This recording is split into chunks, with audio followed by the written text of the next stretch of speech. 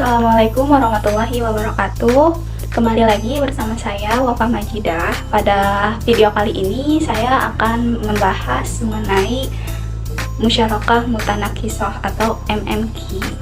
Poin yang pertama yaitu praktik lapangan produk bisnis. Nah, musyarakah mutanakisah ini adalah bentuk kerjasama antara dua pihak atau lebih untuk kepemilikan suatu barang atau aset.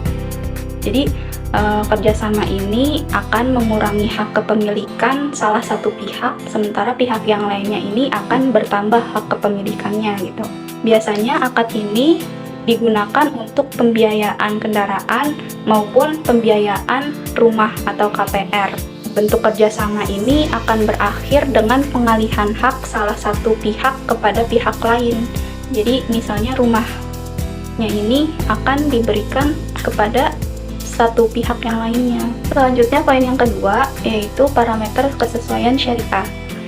Nah, dalam Fatwa DSN MUI nomor 73 tahun 2008 tentang musyarakah mutanakisah, bahwa hukum menggunakan akad ini dibolehkan karena akad musyarakah ini pada dasarnya adalah kemitraan dan ijarah. Jadi karena di dalam akad musyarakah ini mengandung unsur syirkah dan unsur ijarah. Poin yang ketiga yaitu adab etika Islam. Nah, akad ini itu udah sesuai sama prinsip kegunaannya. Itu karena pihaknya itu dua pihak atau lebihnya ini sama-sama mendapatkan keuntungan. Jadi pada saat ada kerugian pun juga akan dibagi sesuai nisbah yang telah disepakati oleh kedua pihak tersebut. Jadi gak ada tuh yang namanya salah satu pihak dirugikan karena adanya sikap transparansi dari awal akad. Selanjutnya poin yang keempat yaitu usul fikih atau dasar hukum dari akad-akad ini. Yang pertama itu ada di dalam Quran surat Shad ayat 24. Yang kedua itu ada dari hadis Nabi, dari hadis riwayat Abu Daud yang disahihkan oleh Al-Hakim dari Abu Hurairah. Poin yang kelima yaitu kaidah fikih. Nah, kaidah fikih dari MMQ ini yaitu pada dasarnya semua bentuk muamalah itu dibolehkan kecuali ada dalil yang mengharamkan. Selanjutnya poin yang keenam yaitu maqasid syariah. Nah, maqasid syariah ini ada beberapa poin, diantaranya yaitu memenuhi kebutuhan dasar manusia, yaitu pemenuhan tempat tinggal yang aman dan layak. Ini contoh kasusnya KPR atau pembiayaan untuk rumah. Lalu yang kedua itu meningkatkan kesejahteraan dan kemandirian ekonomi pemilik rumah melalui pembagian keuntungan dari pembiayaan rumah tersebut.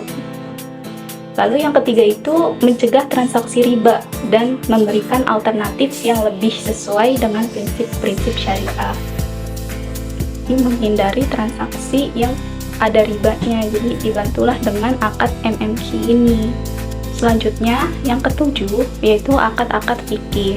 Nah, di dalam akad MMQ ini terdapat dua akad, yaitu akad musyarakah dan akad ijarah. Nah, akad ini juga telah diatur di dalam Fatwa DSN MUI nomor 8 tahun 2000 tentang pembiayaan musyarakah, di mana para mitranya ini memiliki hak dan kewajiban, yaitu untuk memberikan modal kerja berdasarkan kesepakatan pada awal akad. Lalu yang kedua itu memperoleh keuntungan berdasarkan nisbah yang telah disepakati saat akad.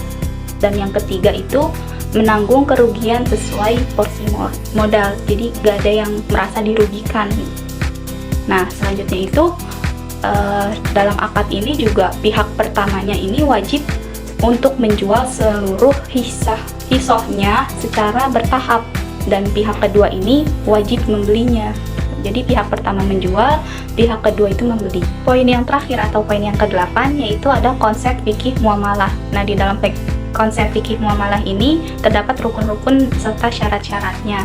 Nah, untuk rukun-rukun ini yang pertama yaitu adanya ijab qabul atau akad. Lalu yang kedua itu ada pihak yang melakukan transaksi begitu, dan juga harus yang berakal. Lalu yang ketiga itu ada objeknya, objek yang akan diserah terimakan. Lalu yang keempat itu ada bagi hasil atau nisbah. Nah, untuk syaratnya sendiri, yang pertama itu perikatan dapat diwakilkan sesuai izin masing-masing pihak. Lalu yang kedua itu persentase pembagian keuntungan harus diketahui kedua belah pihak ketika melangsungkan akad. Lalu yang ketiga, keuntungan ditentukan dalam bentuk persentase, bukan dalam jumlah pasti. Jadi gak harus nyebutin nominal tok gitu, harus dalam bentuk persennya saja.